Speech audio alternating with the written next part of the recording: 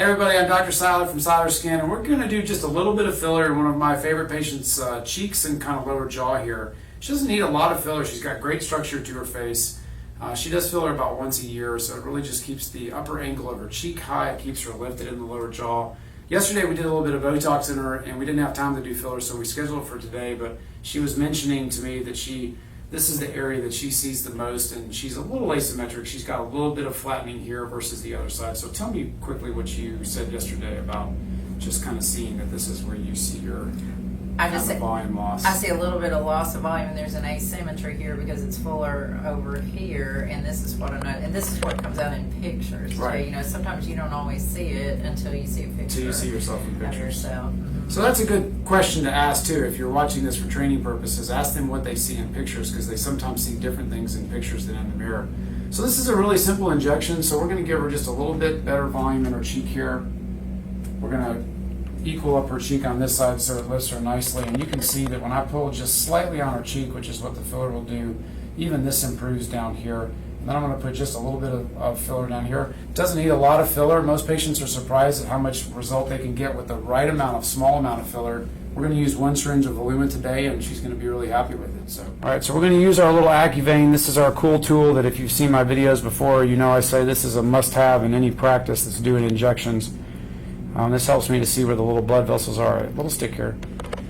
So I am going kind of deep, so I'm going to aspirate just to make sure that I'm not in any blood vessel here, and then we're going to do just a little injection. So I do a little deeper injection to give her some volume, and then I'm actually going to do a little injection as I come out, so this kind of gives some structure to the tissue as I'm retrograde injecting here coming out. And again, you'd be surprised if you put the fill in the right place. You don't need very much to even somebody up that's just got a slight asymmetry here. Do you sleep on this side more than the other? I sure do. So that's definitely part of it. Most people sleep heavily on one side more than the other. All right, show me again right here. Again, we use our little AccuVein before every little stick here. And she's tolerating this fine without any numbing. We do just a little bit of icing before. We can numb patients if they want it, but usually we don't have to. So we'll do this last little injection in the cheek here. I'm putting about 1/10 of a syringe in each little injection here, so not a lot of filler. Alright, so now we're going to do a little injection on her jawline. This is an injection that unfortunately is commonly missed as an area to inject a little bit of filler. And this really helps just kind of the beginning of the anterior jowling area. You have little fat pads that kind of paste the jaw here that will shrink with time.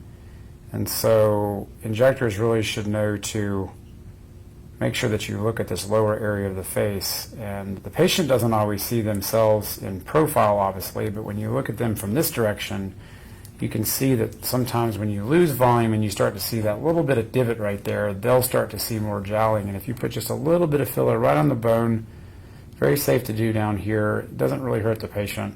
I think the other thing to comment on is the part of the reason why we're showing this video is I can do tiny little adjustments to the face that really make a nice difference for the patient. Don't give them any downtime. Lots of times 1 syringe can be split up over multiple areas, especially if they kind of do filler once every 6 to 12 months. So it doesn't take a lot of filler to make small adjustments, but it ends up being a nice big difference for the patient. No one's going to know that they're getting filler, but they really will see a nice improvement in just overall better symmetry and proportions to the face.